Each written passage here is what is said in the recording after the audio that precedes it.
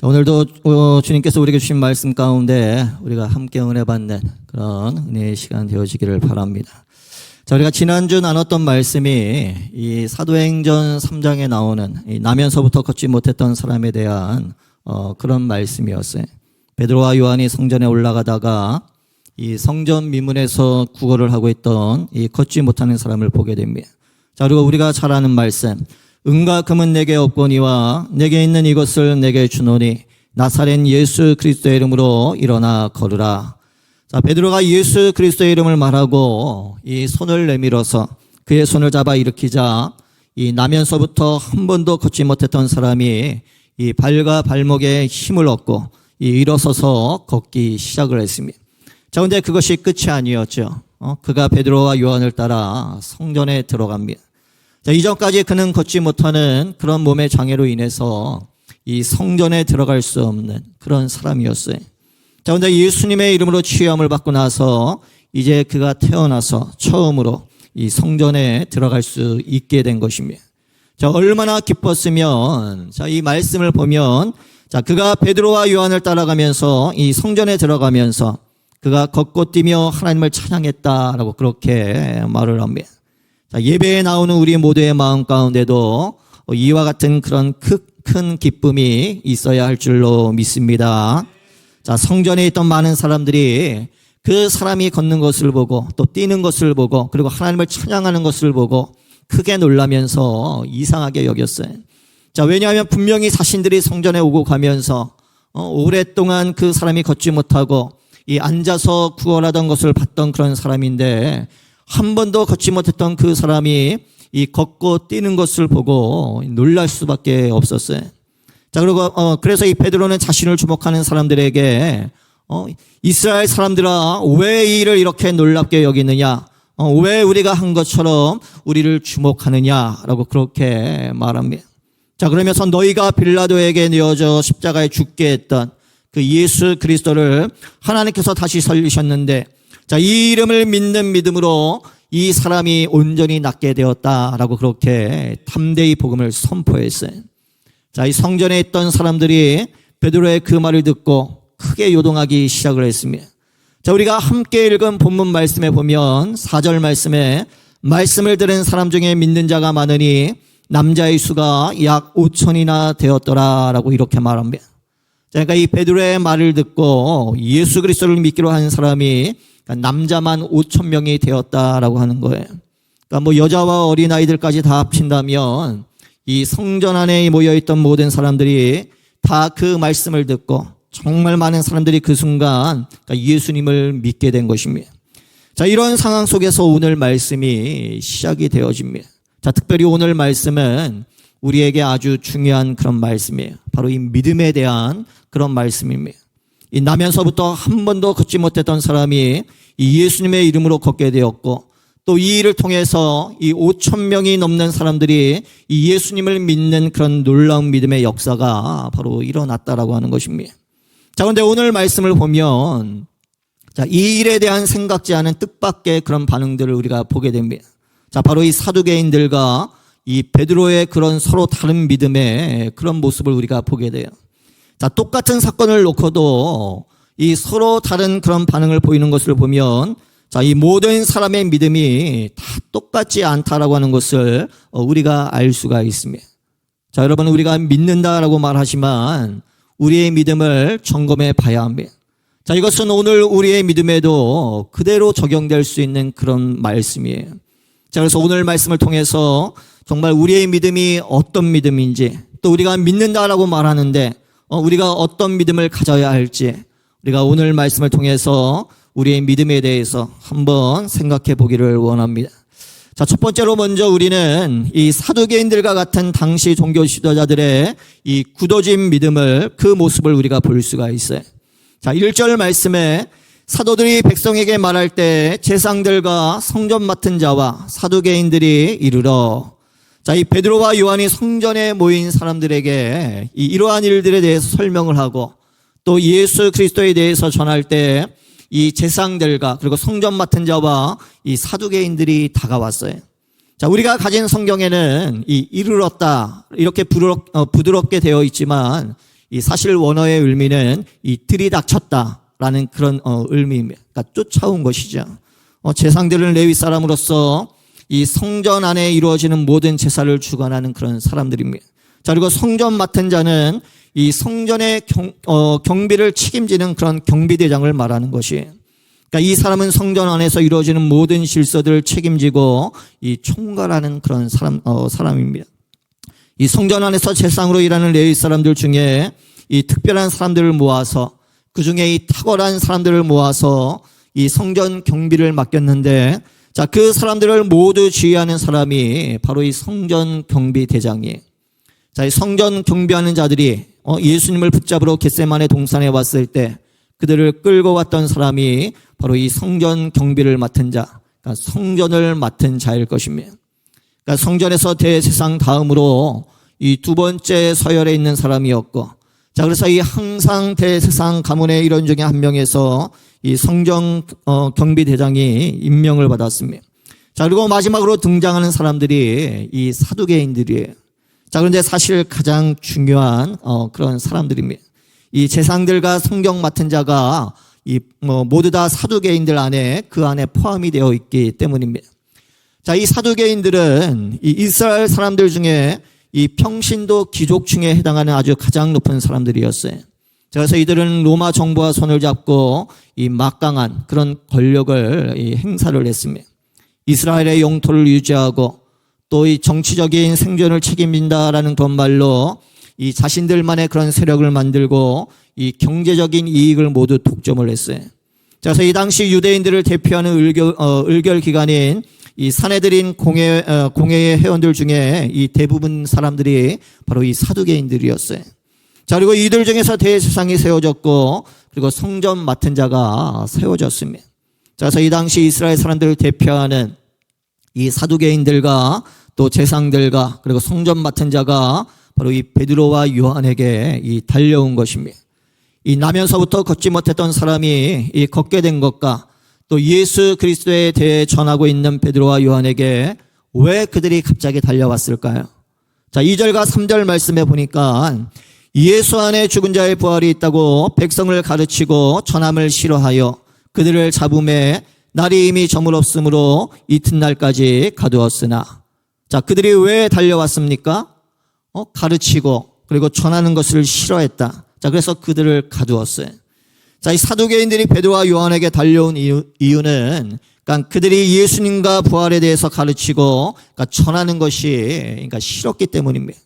자, 심지어 7절 말씀에 보면 이 다음 날에 이 베드로와 요한에게 그들이 이렇게 묻습니다. 사도들을 가운데 세우고 묻되 너희가 무슨 건세와 누구의 이름으로 이 일을 행하였느냐? 그러니까 이 일은 무엇을 말하는 것입니까? 이 나면서부터 한 번도 걷지 못했던 사람을 이 걷게 한 일을 지금 말하고 있는 것이죠. 그러니까 무슨 건세로, 그러니까 이 일을 했느냐라고 하는 그 말은 누가 이런 일을 하도록 너희에게 그러한 권한을 주었느냐라고 하는 그런 뜻이에요.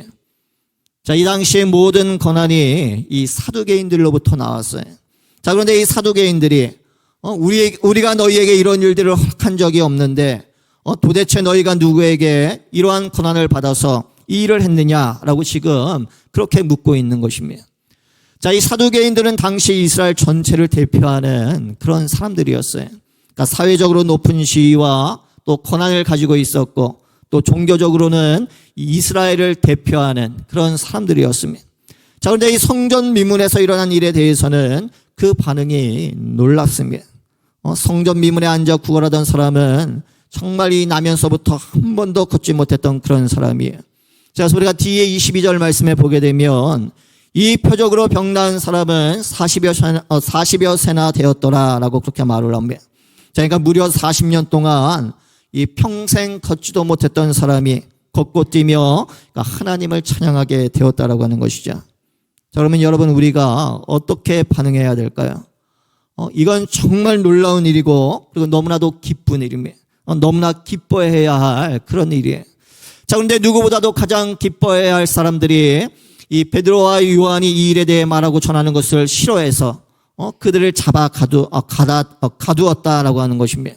자, 그리고는 무슨 권세와 누구의 이름으로 이 일을 했느냐라고 그들에게 지금 따지고 묻고 있는 것이죠. 자, 누구보다도 하나님의 말씀을 중요하게 여기고 그리고 오랜 시간 사회적으로 종교적으로 또 존경을 받았던 높은 위치에 있던 이 사두개인들이 자, 오히려 이 일로 인해 분노했다라고 하는 것이 왜 그랬을까요? 자, 그들의 신앙이 그러니까 종교적이었고 또 그들의 관심이 바로 이 세상적이었기 때문입니다. 자, 이 사두개인들은 구약 성경에 이 첫 번째 다섯 권의 책인 이 모세오경만을 그들이 하나님의 말씀으로 여겼어요. 자, 그리고 그것에 죽은 자의 부활에 대한 말씀이 없다라고 하는 이유로 이 베드로와 요한의 말을 이 배척을 했습니다. 자, 사두개인들은 매일 성전에 오고 가면서 이 성전 미문에 앉아 구걸하던 이 걷지 못하는 사람을 봤을 겁니다. 누구보다도 성전 미문에 앉아 구걸하던 그 사람을 이 많이 봤던 그런 사람들이에요. 40년 동안 자신들은 걷지 못하는 사람에게 이 아무것도 해주지를 못했는데 자, 그런데 어느 날 예수님의 제자라고 하는 베드로와 요한이 그를 걷게 한 것이 그러니까 무슨 권세와 누구의 이름으로 이 일을 행했느냐라는 그 말을 보면 이 걷지 못했던 사람이 걷게 된 이 놀라운 사건에 대한 그들의 생각을 우리가 충분히 알 수가 있을 것입니다. 40년 만에 걷게 된 사람이 그럼 한번 생각해 보십시오. 얼마나 기뻤겠습니까? 그런데 이 사두개인들은 이것이 그냥 하나의 일처럼밖에 보이지를 않았다라고 하는 것이 자, 그리고 무엇보다 그들이 아닌 다른 사람이 이 일을 했다라고 하는 것이 그러니까 그들은 너무나 싫었던 거예요. 자칫 자신들의 부와 권력을 모두 빼앗길 수 있다라고 그렇게 생각을 했기 때문입니다. 자, 우리가 누가복음 20장 2절 말씀에 보면 자, 그들은 불과 얼마 전에도 이 동일한 이유로 이 예수님을 비난하고 다그쳤어요. 당신이 무슨 권위로 이런 일을 하는지 이 권위를 준 이가 누구인지 우리에게 말하라. 자, 그러니까 정말 신기할 정도로 똑같은 말을 이들이 반복을 하고 있죠. 자, 여러분 이 사람들이 이 사두개인들이 뭔가 잘못 알고 오해를 했거나 그냥 순간적으로 자기도 모르게 뭐 실수를 한 것이 아니었어요.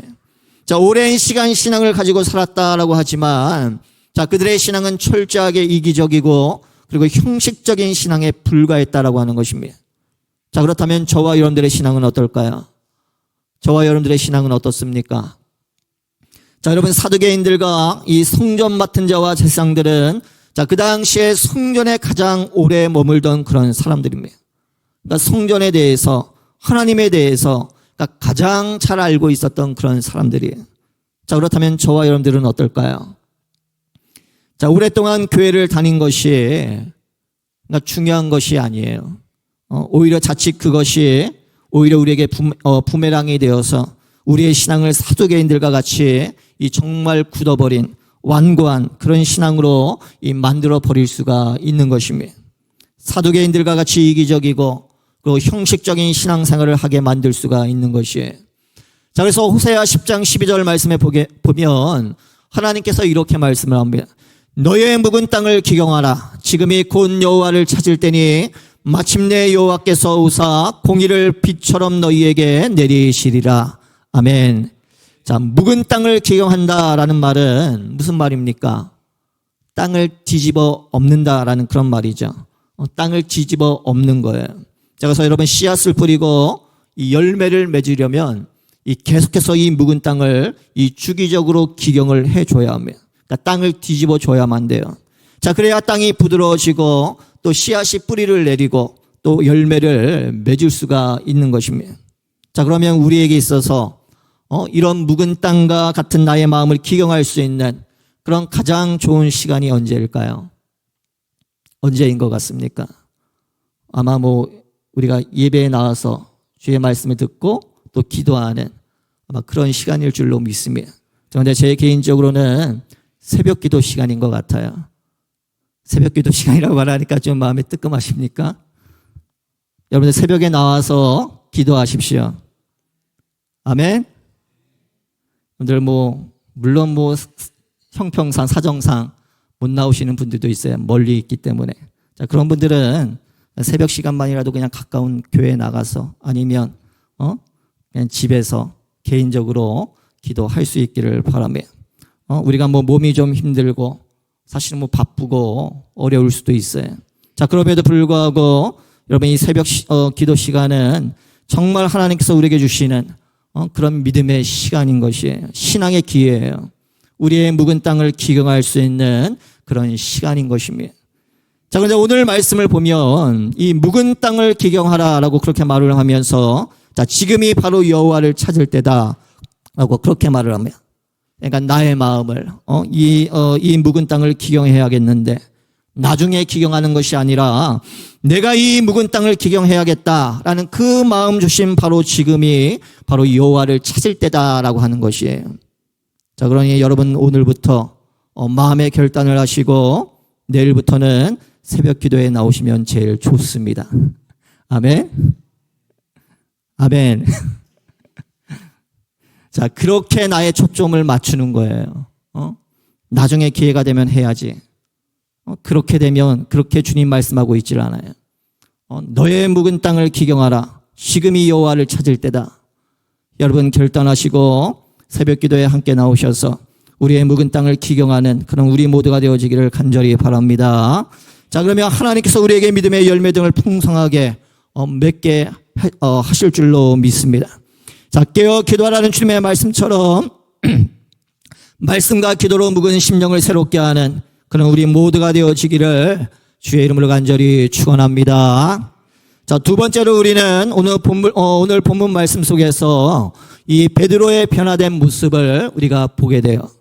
자, 이 사두개인들의 굳어진 믿음과는 너무나 대조적인 이 놀라운 믿음을 이 베드로의 모습을 통해서 우리가 볼 수가 있는 것입니다. 자, 8절 말씀에 보면 이에 베드로가 성령이 충만하여 이르되 라고 그랬어요. 자, 이 사두개인들이 베드로와 요한을 붙잡아 가두고 이 다음 날 아침에 관리들과 장로들과 또 이 서기관들이 모두 모인 가운데 그들을 신문을 했습니다. 그러니까 이스라엘 공동체 내에서 이 가장 높은 권위를 가진 그러니까 산헤드린 공회가 열린 것이에요. 자, 그런데 베드로가 조금도 당황하지 않고 오히려 그가 담대하게 말합니다. 성경이 말씀하시고 있는 것처럼 그가 바로 이 성령 충만했기 때문이에요. 자, 여러분 성경에 보면 아무것도 염려하지 말고 다만 모든 일에 기도와 간구로 너의 구할 것을 감사함으로 하나님께 아뢰라. 그리하면 모든 시각에 뛰어난 하나님의 평강이 그리스도 예수 안에서 너의 마음과 생각을 지키시리라 라고 그렇게 말씀을 합니다. 자, 여러분 우리가 너무 염려하게 되면 기도가 되지를 않아요. 자, 그런데 반대로 또 기도하면 우리의 모든 염려가 사라지게 됩니다. 그러니까 다시 말해서 우리가 기도하면 염려하지 않는 것이고 또 기도하지 않으면 염려하는 것이에요. 자, 내가 왜 이렇게 염려가 많지? 근심이 많지? 우리가 그렇게 생각을 하면 내가 기도해야 되는구나. 그렇게 생각을 해보시면 된다라고 하는 거예요. 내가 염려하고 근심 없는 삶을 살고 싶다. 그러면 여러분들 기도하시면 된다라고 하는 거예요. 기도 안 하면 염려하는 것이고 기도하면 염려가 사라지는 겁니다. 자, 그런데 담대함도 마찬가지예요. 성령 충만하면 우리는 어떤 상황에서도 담대할 수 있는 것입니다. 자, 그러나 성령 충만하지 않으면 우리는 정말 작은 일에도 두려워하게 되는 거예요. 성령 충만하면 담대한 것이고 성령 충만하지 않으면 두려운 거예요. 자, 그렇기 때문에 우리가 날마다 성령 충만해야 할 줄로 믿습니다. 자, 그렇다면 어떻게 하면 어떻게 우리가 성령 충만할 수 있을까요? 자, 베드로와 같이 부활의 신앙을 우리는 가져야 된다라고 하는 것입니다. 그러니까 살아있는 믿음을 우리가 가져야 된다라고 하는 거예요. 여러분 예수님이 죽었다라고 생각했을 때 베드로는 아무것도 할 수가 없었어요. 오히려 두려움에 떨며 도망치기만 했습니다. 모든 것을 포기하고 고향 갈릴리에 가서 예전처럼 물고기 잡는 것이 그의 삶의 전부였어요. 그런데 부활하신 주님이 그를 찾아오셨고 그가 주님이 살아계심을 믿게 되었습니다. 자, 그러자 그의 믿음이 완전히 달라졌어요. 성령 충만해졌고 그리고 담대해졌습니다. 자, 여러분 6절 말씀에 보면 대세상 안나스와 가야바와 요한과 알렉산더와 및 대세상의 문중이 다 참여하여 라고 그렇게 말을 합니다. 자, 그러니까 이 베드로와 요한이 이 다음날 아침에 신문을 봤는데 자, 근데 지금 그 신문에 모여있는 그 사람들의 지금 이름들을 지금 말하고 있는 것이죠. 자, 이 대세상 안나스와 가야바는 이 불과 몇 주 전에 예수님을 십자가에 달려 죽도록 했던 그런 사람들이에요. 그러니까 예수님께 사형을 선고했던 그런 사람들입니다. 자, 그리고 베드로가 서 있는 지금 그곳은 그때 그가 어린 여종의 말을 듣고 예수님을 3번이나 부인했던 바로 이 대제사장 가야바의 뜰입니다. 자, 그러니까 여러분이 같은 장소 같은 사람인데 지금의 베드로는 더 이상 그때 그 베드로가 아닌 거예요. 두려워 떨던 베드로가 아닙니다. 무슨 권세와 누구의 이름으로 이 일을 행했느냐라는 말에 그가 담대하게 말합니다. 자, 여러분 9절과 10절의 말씀을 한번 보십시오. 만일 형제에게 행한 착한 일에 대하여 이 사람이 어떻게 구원을 받았느냐고 오늘 우리에게 질문한다면 너희와 모든 이스라엘 백성들은 알라. 너희가 십자가에 못 박고 하나님이 죽은 자 가운데서 살리신 나사렛 예수 그리스도의 이름으로 이 사람이 건강하게 되어 너희 앞에 섰느니라. 아멘. 자, 그러니까 베드로가 지금 한 말입니다. 걷지 못했던 사람이 걷게 된 것에 대해서 이 사두개인들과 베드로의 생각이 이 완전히 다르다고 하는 것을 우리가 이 말씀 속에서 볼 수가 있는 것이에요. 자, 사두개인들은 누가 이 일을 행했느냐라고 물었는데, 자, 그런데 베드로가 뭐라고 얘기합니까? 이 사람이 어떻게 구원을 받았느냐고 오늘 우리에게 질문한다면 이렇게 말을 합니다. 그러니까 사두개인들에게는 이것이 그냥 어떤 한 가지 일에 지나지 않았다면, 자, 지금 이 베드로의 눈에는 이것이 선한 일이고 그리고 구원의 사건으로 보여졌다라고 하는 것이 성령 충만한 가운데 그의 믿음이 넓어졌다라고 하는 것입니다. 믿음의 눈으로 하나님이 하시는 일들을 그가 보기 시작했다라고 하는 것이 그의 믿음의 눈이 그러니까 열렸다라고 하는 것입니다. 자, 그러면서 모든 사람들에게 알라라고 그렇게 말을 합니다. 예수 그리스도의 이름으로 이 사람이 건강하게 되어서 너희 앞에 섰느니라. 자, 그런데 그 예수 그리스도가 어떤 분입니까? 바로 하나님이 죽은 자 가운데서 다시 살리신 바로 예수 그리스도예요. 그들이 십자가에 못 박아 죽게 했지만, 자, 그렇게 죽은 분이 아니라 바로 부활하셔서 살아계신 그런 분이시다라고 하는 것입니다. 여러분, 베드로는 매일의 삶 속에서 이 살아계신 주님과 함께하는 그런 믿음의 삶을 살았어요. 그러니까 그의 믿음은 죽은 믿음이 아니라 바로 살아있는 믿음이었다라고 하는 것입니다. 자, 그래서 담대하게 예수 그리스도께서 하셨음을 그가 선포할 수가 있었던 것입니다. 자, 오늘 우리들에게도 이 베드로와 같은 그런 믿음이 있어야 할 줄로 믿습니다. 자, 바울은 항상 기뻐하라, 쉬지 말고 기도하라, 범사에 감사하라. 이것이 그리스도 예수 안에서 너희를 향하신 하나님의 뜻이다라고 그렇게 말을 했어요. 자, 여러분, 우리가 어떻게 하면 항상 기뻐할 수가 있습니까? 바로 매일의 삶 속에서 살아계신 주님과 함께하는 그 믿음을 우리가 가져야 된다라고 하는 것이에요. 자, 여러분, 아주 오래된 영화 중에 여러분들 로키라는 영화 아마 다 아실 겁니다. 그 영화에 나오는 이 명장면이 있죠. 아마 지금 이 순간 다 동일한 장면을 아마 다 생각을 하실 거예요. 어떤 장면입니까?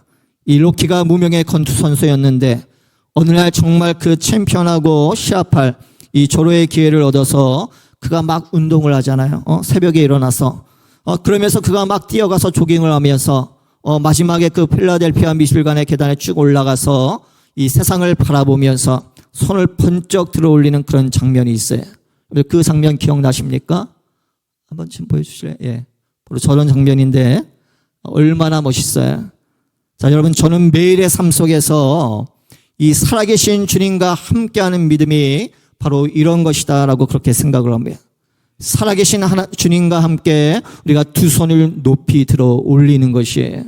자, 그러면서 그 주님이 오늘 나와 함께 계심을 우리가 믿음으로 선포하는 것입니다. 자, 그 주님이 오늘 나와 함께 계심을 믿음으로 선포하는 그런 저와 여러분들 되어지기를 간절히 바랍니다. 자, 그럴 때 하나님께서 이 안진뱅이와 같은 우리의 삶을 일으켜 주실 줄로 믿습니다. 자, 안진뱅이를 일으킨 것은 누구의 능력이나 또 누가 치료해주고 또 그 사람을 격려해서 일어난 일이 아니라 바로 안진뱅이가 일어났던 것은 그 안에 있는 살아있는 믿음이 바로 그를 일으켜 세운 것이에요. 자, 사두개인에게는 살아계신 그 주님에 대한 그 믿음이 없었던 겁니다. 날마다 성전에 있으면서도 그들의 믿음은 늘 변함이 없었어요. 자, 그러나 베드로에게는 살아계신 주님에 대한 그 믿음이 있었어요. 그 주님이 날마다 그의 삶 가운데 살아 역사하심으로 그의 믿음이 날마다 새로워질 수가 있었다라고 하는 것입니다. 성전 마당만 밟고 가는 것 같은 나의 믿음이 변화되기를 여러분들 원하십니까? 나면서부터 한 번도 걷지 못하던 사람이 일어났던 것처럼 내가 일어나기를 여러분들 원하십니까? 자, 베드로와 같이 주님이 살아계심을 믿음으로 선포할 수 있는 그런 우리 믿음의 성도들 되어지기를 바랍니다. 부활의 주님과 함께 여러분 두 손을 번쩍 들어 올리십시오. 살아계신 주님께서 오늘 여러분들의 삶 가운데 능력으로 역사하실 줄로 믿습니다. 자, 마지막으로 오늘 말씀에 보면 이 베드로의 변화된 믿음의 근간을 이루는 아주 중요한 믿음을 볼 수가 있는데, 자, 그것은 바로 예수 그리스도를 믿는 믿음이에요. 아멘. 예수 그리스도를 믿는 믿음. 자, 우리가 11절 말씀에 보면 베드로가 이렇게 말을 합니다. 이 예수는 너희 건축자들의 버린 돌로서 진 모퉁이의 머릿돌이 되었느니라. 아멘. 자, 이 솔로몬의 성전을 건축하는데 이런 일이 있었다라고 그래요. 이 성경에 기록되어 있는 말씀은 아니고 그냥 야사라고 하는데, 그러니까 사람들끼리 전해오는 그런 이야기입니다. 자, 이 성전을 건축하면서 이 사람들이 세 파트로 나눠서 이 각각 자기에게 맡겨진 일을 했습니다. 이 산 위에서 돌을 잘라내고 다듬어서 밑으로 내려보내는 석공들과, 그리고 그 돌을 건축 현장까지 운반하는 사람들, 그리고 그 돌을 가지고 이 맞춰서 쌓는 사람들이었어요. 자, 이 산에서는 설계도에 따라서 이 필요한 돌들을 자릅니다. 자, 그러면 아래에 있는 사람들은 그대로 그것을 이 쌓기만 하면 되는 것이에요. 자, 그런데 이 사람들이 쌓다 보니까 이 쓸데없는 돌이, 이 아무짝에도 쓸모없는 돌이 하나가 있는 거예요. 이게 무슨 돌이지? 쓸 것이 하나도 없는데. 자, 이렇게 고민하다가 이 사람들이 그냥 그 돌을 그냥 계곡 밑으로 골짜기 밑으로 던져버렸어요. 자, 그런데 이제 돌들이 다 준비가 되어서 그것들을 쌓으려고 하는데, 그런데 돌 하나가 부족한 겁니다. 그냥 보통의 돌이 아니라 이 아주 중요한 돌이었어요. 돌들을 쌓을 때 기준점이 되는 이 모퉁이에 이 머릿돌이 없는 겁니다. 자, 근데 산 위에서는 이미 내려보냈다라고 말하고 또 산 밑에서는 이 보이지가 않는 거예요. 자, 그러다가 한 사람이 기억을 해낸 거예요. 아까 이상한 돌이 하나 있어서 우리가 아무짝에도 쓸모없는 것 같아서 골짜기에 그냥 던져버렸는데 혹시 그것이 아닌가? 자, 사람들이 가서 그 돌을 다시 가져와 보니까 자, 바로 그 돌이 이 모퉁이의 머릿돌이었어요. 자, 그리고 그 돌을 모퉁이에 놓으니까 이 정확하게 들어맞는 겁니다. 자, 그래서 이 솔로몬의 성전이 이 아름답게 지어졌다라고 하는 것이에요. 자, 그러니까 우리가 아무리 열심을 집을 지어도 사실은 여러분 아무 소용이 없어요. 모퉁이에 머릿돌이 없으면 이 집이 제대로 세워지지 않고 결국은 이 무너질 수밖에 없는 것입니다. 자, 무엇을 짓든지 간에 모든 것의 첫 시작이 되고 기준이 되는 이 모퉁이의 머릿돌이 그러니까 가장 중요하다라고 하는 것이죠. 자, 여러분 세상 사람들이 예수 그리스도가 누구인지를 알지 못하고 그냥 십자가 위에 죽도록 내버려 두었어요. 자, 그런데 하나님께서 사람들이 버린 그 예수 그리스도를 다시 살리셔서 모퉁이의 머릿돌이 되게 하셨습니다. 자, 베드로가 지금 이것을 믿음으로 그가 믿음으로 그것을 지금 선포하고 있는 것이에요. 자, 우리 사랑하는 성도 여러분, 믿음에 있어서 가장 중요한 것이 무엇입니까? 자, 마태복음 7장에 있는 그 산상수훈의 말씀에 보게 되면 예수님께서 주여 주여 하는 자마다 다 천국에 들어갈 것이 아니다라고 그렇게 말씀을 하셨어요. 자, 그런데 사람들은 뭐라고 하냐면 우리가 주의 이름으로 선지자 노릇을 하고 주의 이름으로 귀신을 쫓아내고 주의 이름으로 많은 권능을 행하지 않았습니까? 라고 그렇게 말합니다. 자, 그런데 아마 우리 교회 안에 이런 일들이 일어나면 사실은 우리 교회가 엄청나게 아마 부흥할 겁니다. 사람들이 구름대처럼 모여들 거예요. 엄청난 일을 한 거잖아요. 자, 근데 예수님께서 그 사람들에게 뭐라고 말씀하십니까? 이렇게 말씀하죠. 내가 너희를 도무지 알지 못하니 불법을 행하는 자여 내게서 떠나가라. 자, 여러분 우리가 아무리 열심히 하나님의 말씀을 이야기하고 또 아무리 열심히 귀신을 쫓아낼 것처럼 간절하게 정말 뜨겁게 기도하고 아무리 열심히 많은 선행을 할지라도 그러니까 아무 소용없다라고 하는 것입니다. 예수님이 보시기에 그것이 모두 반칙이고 그러니까 잘못된 것이에요. 불법을 행하는 것과 똑같다라고 하는 것입니다. 왜 그렇습니까?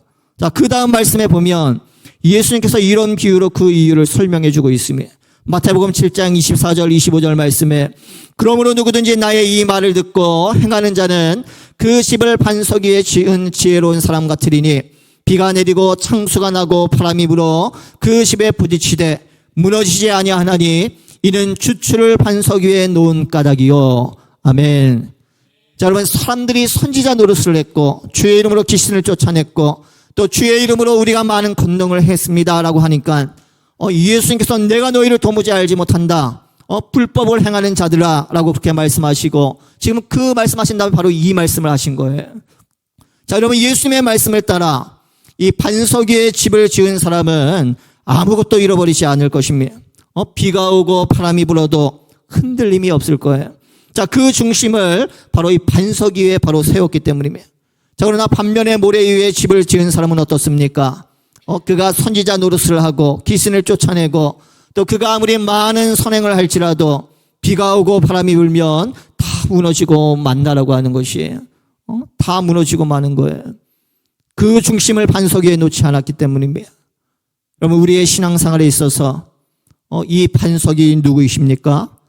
자, 오늘 본문의 그 말씀을 보면 베드로가 분명하게 말하고 있어요. 바로 예수 그리스도이십니다.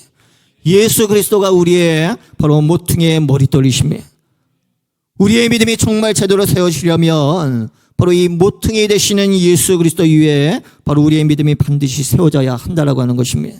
자, 그래야만 바람이 불고 비가 와도 우리의 믿음이 흔들리지 않을 수가 있는 것입니다. 자, 이런 믿음과 확신을 가지고 베드로가 마지막으로 담대하게 선포를 하죠. 자, 오늘 우리 마지막 12절 말씀 우리 한번 같이 읽어보도록 하겠습니다. 12절 말씀. 다른 이로서는 구원을 받을 수 없나니 천하 사람 중에 구원을 받을 만한 다른 이름을 우리에게 주신 일이 없음이라 하였더라. 아멘. 자, 하나님께서 구원을 받을 만한 다른 이름을 우리에게 주신 적이 없습니다. 오직 예수 그리스도만이 우리의 믿음의 머릿돌 되시는 줄로 믿으시기를 바랍니다. 자, 우리 사랑하는 성도 여러분, 이것이 진리예요. 어떤 분들은 이 말씀 때문에 예수님을 믿을 수 없다라고 말합니다. 너무나 편협하고 막혀있는 그런 신앙이라고 이야기를 해요. 자, 그러나 이것이 진리이고 이것이 믿음이에요. 여러분, 진리는 변하지 않는 것이고 유일한 것입니다. 베드로가 담대하게 선포했던 것처럼 예수 그리스도 외에는 천하 모든 사람들 중에 구원을 받을 만한 다른 이름을 주신 적이 없어요. 우리의 믿음이 이 진리 위에 분명하게 서 있어야만 한다라고 하는 것입니다. 자, 우리 사랑하는 성도 여러분, 사람을 바꾸는 것은 사람의 어떤 선행이나 또 마음 쓰고 잘해주고 또 어떤 다른 사람의 말로 사람이 바뀌는 게 아니에요. 사람의 변화는 진리 안에서 이루어지는 것입니다. 아멘. 복음 안에서 그 진리가 깨달아질 때 그 사람이 변화되는 거예요. 자, 여러분, 예수님께서 내가 곧 길이요 진리요 생명이니 나로 말미암지 않고는 아버지께로 올 자가 없다라고 그렇게 말씀하셨어요. 여러 길 중에 어떤 하나의 길이 아니라 그러니까 오직 예수 그리스도밖에 없다라고 하는 것이죠. 그러니까 여러분, 진리가 여러 개일 수는 없는 것이에요. 진리는 오직 하나인 것입니다. 자, 그렇기 때문에 진리인 것이에요. 진리이신 예수님께서 진리는 알지니 진리가 너희를 자유케 하리라 라고 그렇게 말씀하셨습니다. 오직 예수 그리스도만을 믿는 그런 우리 모두가 되어지기를 주의 이름으로 간절히 축복합니다. 자, 말씀을 맺겠습니다. 우리 사랑하는 성도 여러분, 여러분들 베드로와 같이 모든 것에 자유와 믿음의 삶을 살기를 여러분들 원하십니까? 교회는 오래 다녔는데 여전히 변화되지 않는 그런 신앙으로 인해 낙심하고 여러분들 절망하십니까? 내 믿음이 왜 이렇게 이기적이고 형식적인지, 남과 함께 기뻐하며 슬퍼하라고 말씀하셨는데 나는 나만 생각할 수밖에 없는 그런 연약한 믿음을 가지고 계십니까? 나면서부터 40년 동안 걷지 못했던 안진뱅이와 같이 계속해서 기도하고 구하는데도 여전히 해결되지 않는 그런 인생의 문제가 여러분들 가운데 계십니까? 진리를 알지니 진리가 너희를 자유케 하리라 라고 그렇게 말씀하셨어요. 진리이신 예수 그리스도 위에 여러분들의 믿음을 세우시기를 바랍니다. 예수님께서 여러분들의 믿음의 모퉁이들이 되실 때 예수님께서 여러분들의 삶을 자유케 하실 줄로 믿습니다. 자, 바르기는 예수 그리스도를 믿는 그 믿음이 정말 우리 모두에게 있기를 주의 이름으로 간절히 축원합니다. 축원합니다.